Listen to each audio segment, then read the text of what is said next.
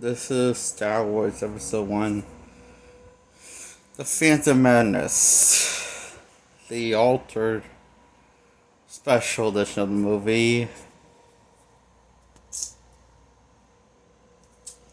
Even though the reason why the original trilogy got altered before this one did is to fit the new timeline that he was going to make with the prequel trilogy George Lucas did. So, yet he decided to alter scenes in this one anyway, and the rest of the prequel trilogy for some reason.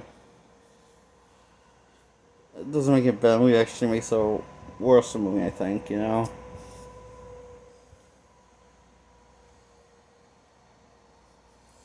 He just did what he always does. He shuffles things around, to remove stuff and add stuff, all the above, for effects and the story points involving the story, and how it affects the story, everything he did. Was this one he did was the other ones, and not that this one was good to begin with. And be honest, even though no matter how many times I watch this movie, after I finish watching, I have trouble remembering pieces of the movies. The pieces with Jar Jar Binks in the movie. I have trouble remembering those pieces for some reason of the movie. And remembering why they're important. The pieces of the scenes with Jar Jar Binks. I had trouble remembering them because I'm trying to figure out why is this important to the plot of the story. How is this relevant to anything that's going on in the story? So I just assume it was all filler. And this guy, Darth Maul haunting Obi-Wan Kenobi, he's in his Padawan days, and also his master Qui-Gon, who takes in this boy to become a full-fledged Jedi, but he is too young, I guess, by the council. It's kind of creepy because this is kind of weird. Okay, so he's too young, but he doesn't explain why he's too young. Anakin Skywalker, after he basically paid for his freedom and took a sample of his blood without telling him why.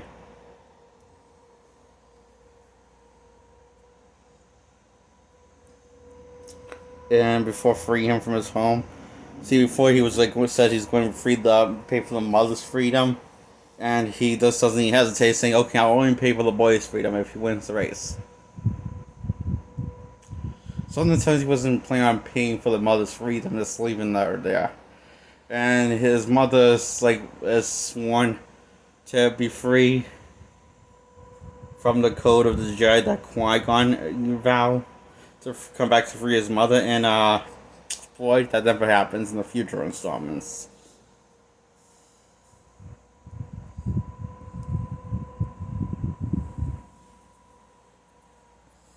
So, Padme is turned out to be the real princess, the real thing speaking for the real princess, and the one that's been following along on screen this entire time has been a double gainer, taking filling in for a place to keep her protected. So she comes out of hiding, speaks on the house for the council on her people. So blah blah blah. The former angry mob to take back her throne and the home. So yeah, so success. So Anakin wins the race. So he's able to be free. And meanwhile, Anakin's takes off by accident in a ship and starts blowing up shit in space to help the Jedi's and also the angry mom, I guess. He blows up shit in space, and he, and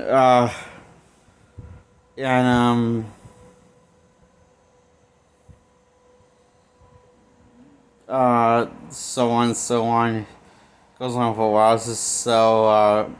Dark Small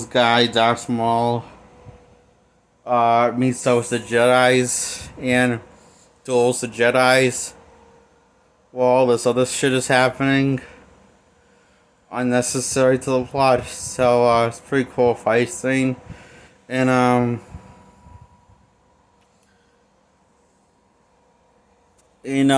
know it's like something that very common when the scenes with Jar Jar. It's like usually just him fucking things up and being a dumbass, and or just him doing something disgusting and being a dumbass.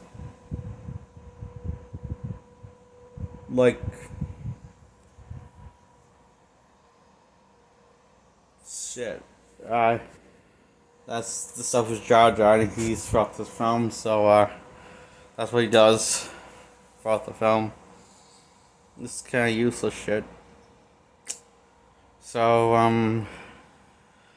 Anyway, Qui-Gon stabs, and Kenobi force jumps up to kill Darth Maul and slice him in half.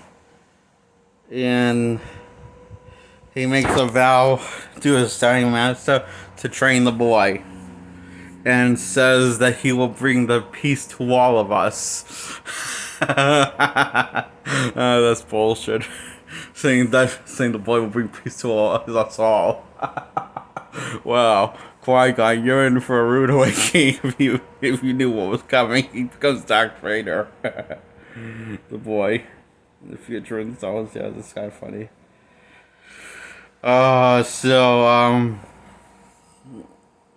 He tells the council he's going to train Bliss without the council's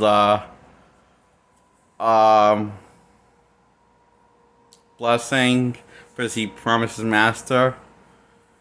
And so you gotta wish him good luck on the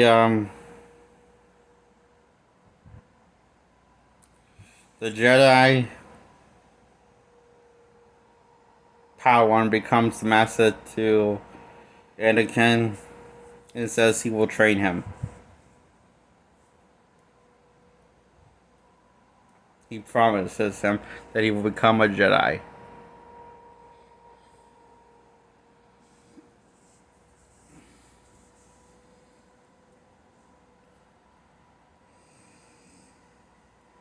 And yeah, that's the movie, I think. And bunch of celebrations starting, and because Palpatine is now the head council. The head of the count is like the big guy in charge, who's also Emperor Palpatine. I said Palpatine disguised as a nice man. It's setting up what's going to go down in the future sequels of this trilogy. As for all this movie is, this is basically setup. It's just, but without any really clear vision of a forward narrative to the film.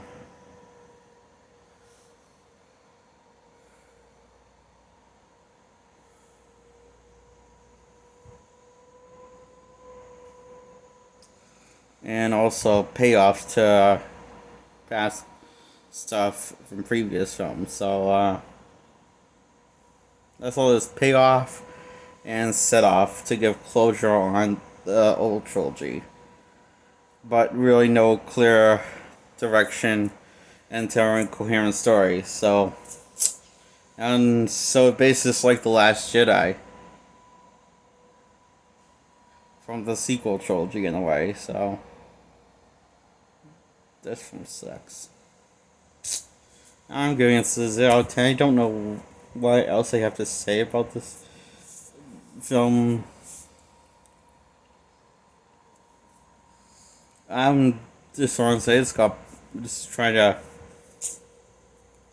try to it's pretty easy to check out this film. You know, it's like zone out. It's one of the dullest, probably the most dullest Star Wars movie in story you can ever do.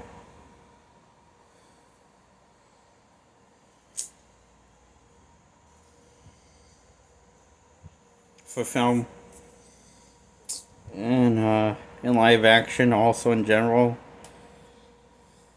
that has been done so far. It's like next to Rogue One.